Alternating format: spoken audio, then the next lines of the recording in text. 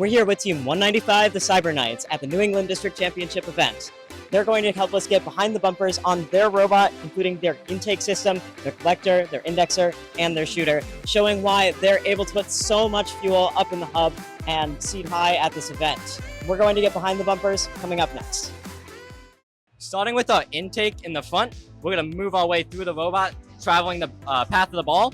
So our intake is an over-the-bumper slap-down intake, and it deploys just like that. We deploy it off an X60 mounted in the bottom of our robot. It uses a planetary with a 9-to-1 and then 2 3-to-1s. This allows us to deploy it really fast as a motor spins it out really quickly. We want it to deploy fast, especially during auto. Now, we then have 3 polycarbonate rollers up front. 1 is down on the bottom as a kicker, and then 2 are up front. The 2 up front use silicone as it grips the ball a bit better. And then the one on the bottom doesn't, as the silicone was getting caught on the bump when we go over it, so we took it off. This is powered by 1 Kraken X60 on a roughly 3-to-1 gear ratio. This allows us to have enough torque to pull in many balls at once, but also allows us to intake balls incredibly fast, just like this.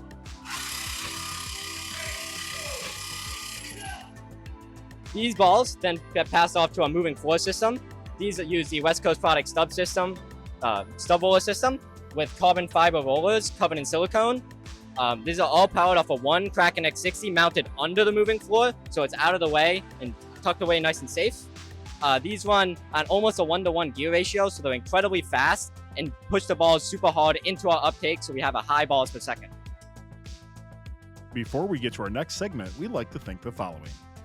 Kettering University's cutting-edge programs and their experiential co-op model seamlessly blend the professional and academic worlds, offering hands-on, feature-focused learning that empowers students to pursue new ideas and inspires other institutions to follow their lead. Don't just be ahead of the curve, create the curve. Get more information at kettering.edu/first. FRCT's Managed Store Program is an easy and profitable way to fundraise for your team or off-season event. FRCTs will handle everything from production, packaging, bulk or drop shipping, payment collection, and accounting. Teams can set their own prices and FRCTs will take care of the rest. Fill out a quote request or get more information when you schedule a callback at frcts.com. Moving on to our uptake system, we use 6 carbon fiber 1-inch diameter carbon tubes, and we also have silicone on them.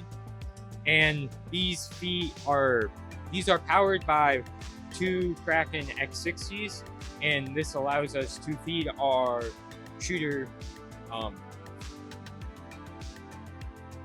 And then moving up to our shooter, we are using a 4-inch titanium drum and a 1-to-1 flywheel that is made out of brass, and on our back we have 2 carbon fiber rollers, also on a 2-to-1 ratio from our shooter, and this allows us to shoot a lot of balls very fast. Okay, so moving into the electrical, for our CAN bus we use the Anderson power pole connectors.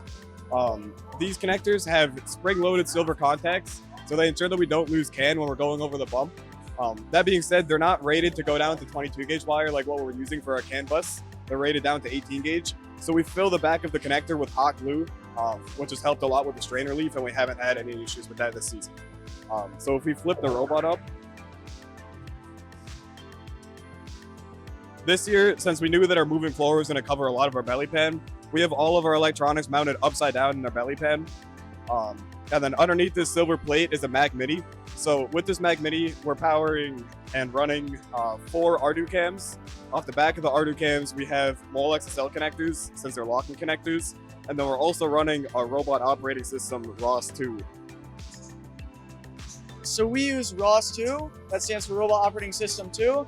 And what that allows us to do is split all our subsystems into individual nodes. So we have a shooter node, an intake node, and a lot of other nodes that all can send messages back and forth to one another to help communicate. This is really good for us because if one node crashes, our code will still work perfectly fine. In addition, we're running photon vision off of these 4 Ardu cams, so they send it to the Mac Mini. And then if any of these cameras catch 2 April tags, we fuse that with our odometry data to have full awareness of where we are on the field at all times during the match.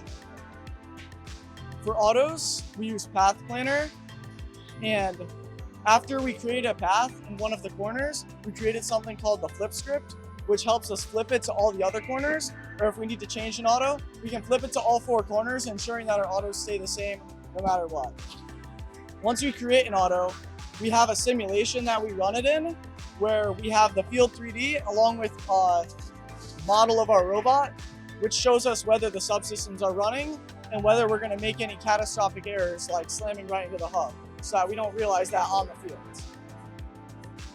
Now, for our driver controls this year, we decided to make it so that one driver can basically play the game by himself.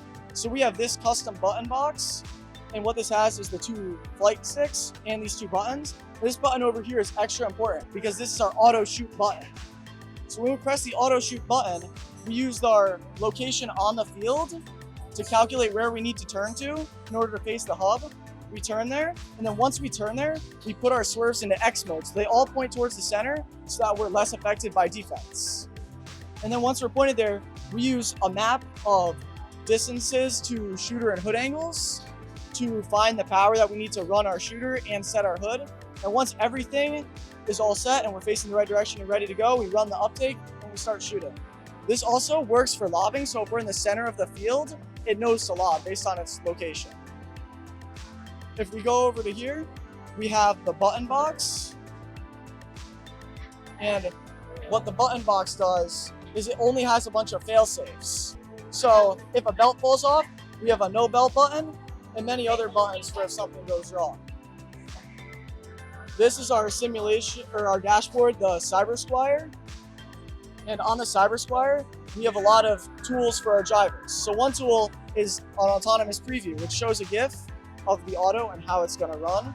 Another one is this robot warnings. So if anything is wrong with the robot, any component broken or any node is crashing, it'll show up in the robot warnings column so that our drivers are alerted as soon as it happens.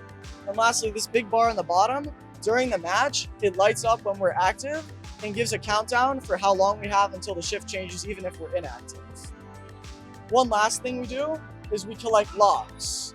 So throughout the match, we're tracking every single message sent in between our nodes and all 4 cameras' video, and we're saving that into a file. And then after the match ends, we can extract the file and watch back all the logs to see what would happen, like what happened to the robot, what the messages were sending, and it really helps us to troubleshoot issues very quickly.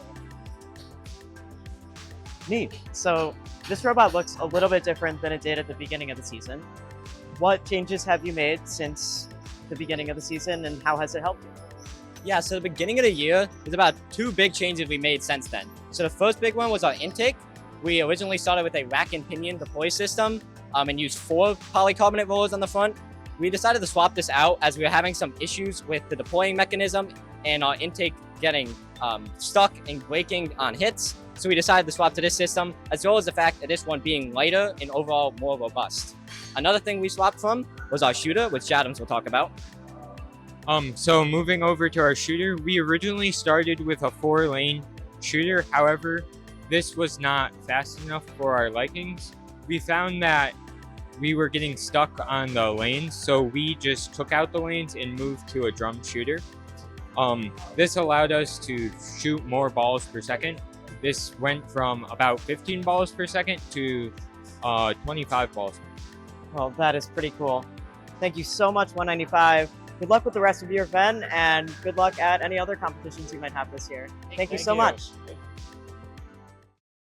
Thanks for watching. Don't forget to like, subscribe, and click the bell to stay up to date on future fun videos.